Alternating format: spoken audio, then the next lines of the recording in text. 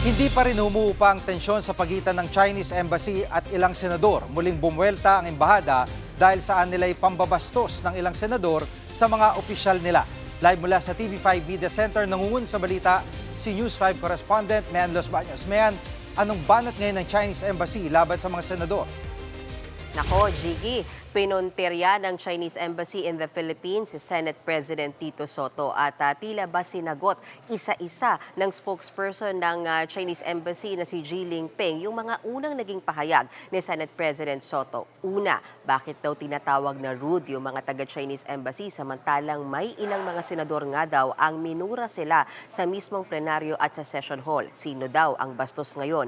Pangalawa, bakit daw tinatawag na walang respeto yung ilang mga taga-Chinese Embassy samantalang mga ilang senador nga raw ang nagsasabi na bully sila at hindi good and not a good guest. So, nasan daw ang respeto dyan? At bakit daw sinasabi ni Senate President Soto na pinapatahimik ang Senado? Hindi raw yan totoo dahil lang mga taga-Chinese Embassy nga raw ang patuloy na tinatakot at tinithreaten. Jiggy, kung maaalala mo na unang sinabi ni Senate President Tito Soto na mukhang may pagtatangka mula sa Chinese Embassy na patahimikin yung mga senador dahil dun sa nilabas na resolusyon na kinukundina itong naunang mga pahayag ng Chinese Embassy laban sa ilan sa ating mga government officials.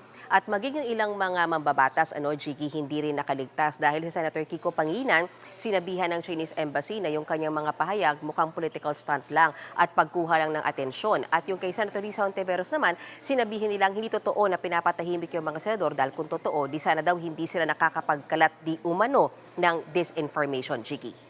At Mayan, anong reaksyon ng mga senador, partikular ni SP Tito Soto dito sa pahayag ng Chinese Embassy? Nako, Jiggy, hindi nagpatinag si Senate President Tito Soto at sabi niya, imbis daw na siya ay mainis, mas pinipili na lang daw niya na siya ang mang-inis o maging annoying. Samantala, Jiggy, sabi naman ni Senator Raffy Tulfo, teka muna, bakit yung Chinese Embassy, sila na nga yung agresibo, bakit sila pa yung sensitibo? Narito ang bahagi ng pahayag ni Senator Raffy Tulfo, pakinggan natin, Jiggy. Sila ang nambubuli, sila nag-water cannon sa atin, and yet nakuha pa nilang maging sensitive. Come on. Dapat kung gaano kakapal ang blip, blip, blip. Jiggy, si Senator G.V. Ejercito nga naniniwala na baka dapat daw mas mainam, palitan na lang yung mismong ambassador ng Chinese Embassy dito sa Pilipinas na si Jing Quan. Kabago-bago raw kasi nakaka-assign lang dito sa Pilipinas ay hostile na o kumbaga paaway daw yung kanyang attitude. At yung ganyang attitude daw ng ambassador ng Chinese Embassy dito sa Pilipinas hindi nakakatulong para ayusin yung relasyon ng Pilipinas at ng China. Narito naman yung bahagi ng pahayag ni Senator G.V. Ejercito. Instead of dousing cold water to the fire, he's adding fuel to the fire. So I think kung mas maganda, kung papalitan ng someone who is more diplomatic in dealing with the host country.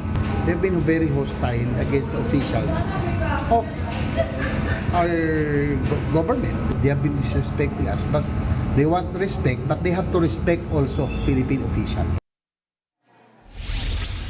Jiggy, suportado naman ni Senator Raffy Tulfo yung hiling ni Senator JV na palitan yung ambassador ng Chinese Embassy dito dahil tila nagiging masyado daw balat sibuyas itong si Chinese Ambassador Jing Quan.